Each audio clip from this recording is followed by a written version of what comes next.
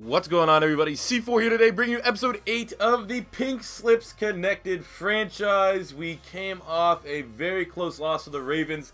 Now we're sitting at 5-2, so I gave it up to you guys to vote for what uniform you wanted to see. And overwhelmingly, the top 3 votes, or the top 3 most up comments, were all for the Style 3 uniform, which I thought was debatably the best of the 3 options for the newly formed Brooklyn Beats organization. So what we're going to do, we're going to go over here. We're going to select Style 3, with that black and purple.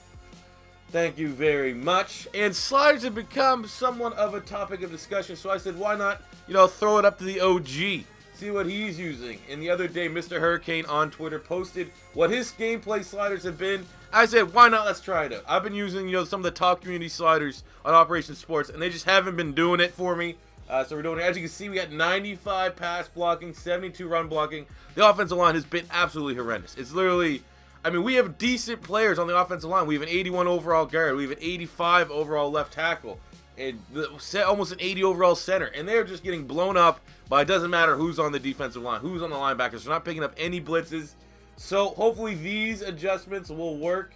Not necessarily sure if they will. We're kind of by a trial by error basis, but I'm just really surprised, what's going on with this game. I haven't had any of these slider related issues up until like the last month or so, which has made this game for me almost on goddamn playable.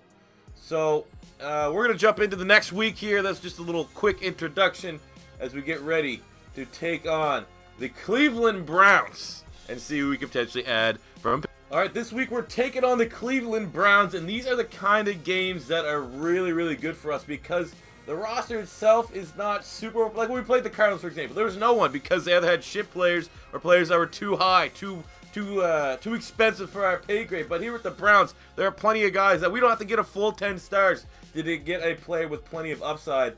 So looking right away, you can look at potentially upgrading Giovanni Bernard to a more between the tackle runner here in Isaiah Crowell.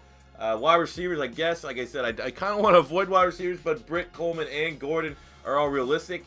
David Njoku is where things get interesting in the tight end spot. He's been very good every time I've used him in any of the sims. He's one of my top prospects I want to try to target, and he's only 80 overall, so we only need to get like 3 stars or something like that to be able to get him and win him.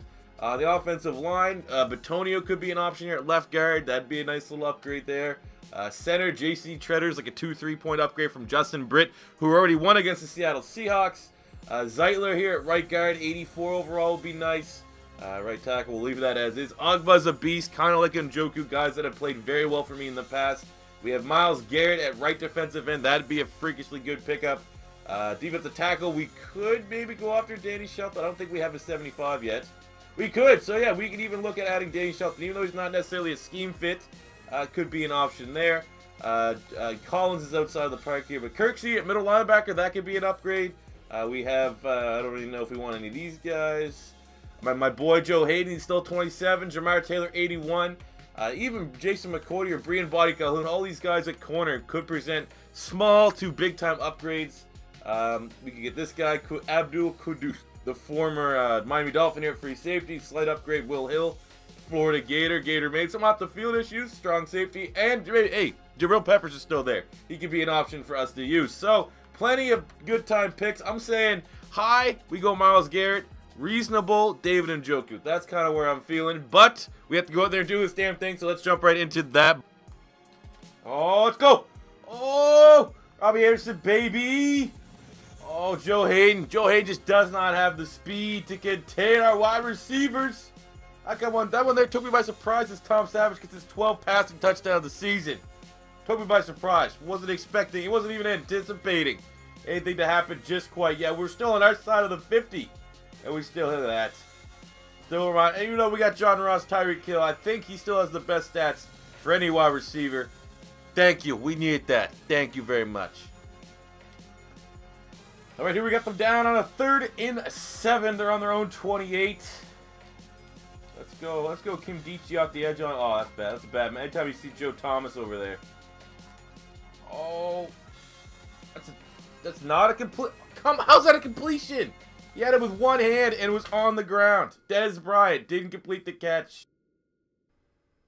All right, 3rd and 9 again. They're on the 49-yard line. We've had a decent tackle for loss from Noah Spence. He is having his own. That's why they put the tight end here to try to help Cam Irving. Light him up. Oh, come on. You got to pick that off. But a big hit across the middle to break up the pass. I think it was Njoku.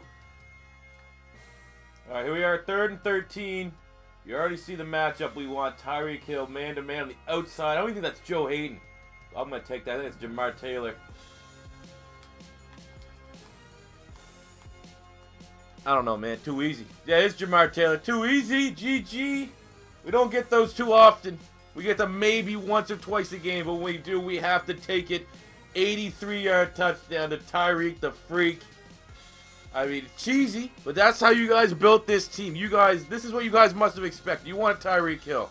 You wanted John Ross. You wanted these guys. This is what you get. And lucky enough, 72 overall, Tom Savage has the finesse to hit that downfield. I was a little bit worried. That looked like he overthrew that out of bounds. I'll take that. 3rd and 11 for the Jets. I'm going to say, obviously, when you... Oh, fuck. Jump back. Get back. Obviously, when you see the scoreline, you might be thinking, oh, these sliders are easy mode again. Cody... Boom! There we go. Will Jackson on the corner blitz. My personal Achilles heel.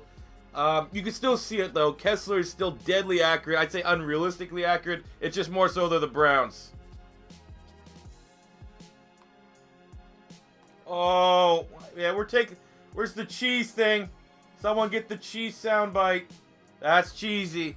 There's no way. That's cheesy. Just too cheesy.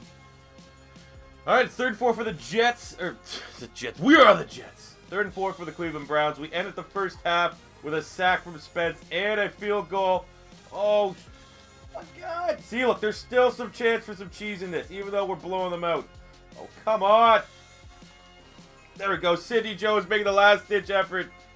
But again, this is more so reflective of the Browns than it is really the unfairness of the sliders. I think there could be a little bit more tweaking to adjust the difficulty slightly, but the lines are the biggest thing, and the lines are more realistic. Like, let's fucking go. Oh, they're on the 7. All right. Let's bring Noah Spence. He's sitting on 3 sacks today. We haven't... Kimdichie, we tried Kimdichie once or twice. You're not getting past Joe Thomas. So it's, you know, we're really going to be picking on Zeitler and Cameron Irving on the right-hand side of this line. Zeitler, not so much. It's when they line us up with Cam Irving and Njoku, the tight end, or DeValve, the backup, that we are just... It's a murder show right now.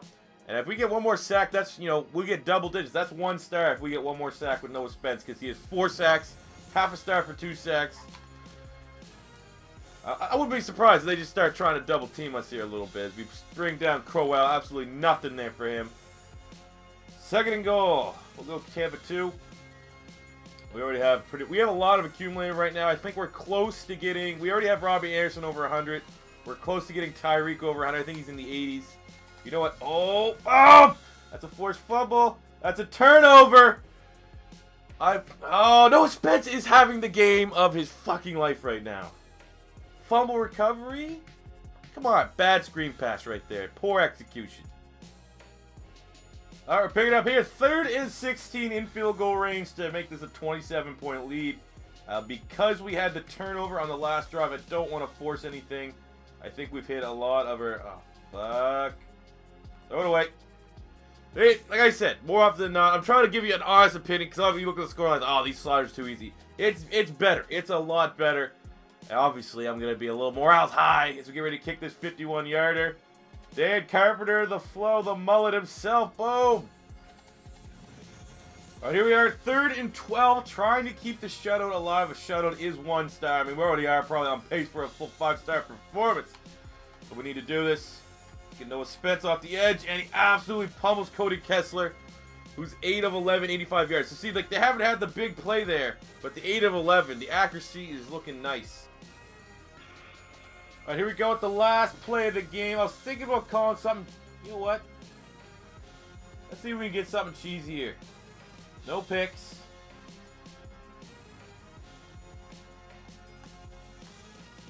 Screw it. Just take the dive. Didn't want to get the turnover as we won that battle. As we complete our first shutout of the season as we move past the Cleveland Browns. 27-0. Again, I think we're going to fine-tune the sliders just a little bit more. I think we should, I don't really know, up their reaction time, I think, on defense. It's starting at 35. That's what Hurricane's running. I'm going to probably move that up to 40 and just see if we can get a little better. But again, maybe we'll wait one more week because it is the Browns. It's not a fair gauge of how your sliders and all that stuff is working. So when we come back, guys, we'll be calculating our score and seeing how many stars we got from this performance. I think it's 5. All right, in this body bag performance, I mean, we got, I think, 8? Maybe? Let's look right now. So we got the 1 star from winning the game 27-0 over the Cleveland Browns. We won that by 21 points, which is 2 more bonus stars, bringing us to 3 total. Oh, yeah! Just off the bat.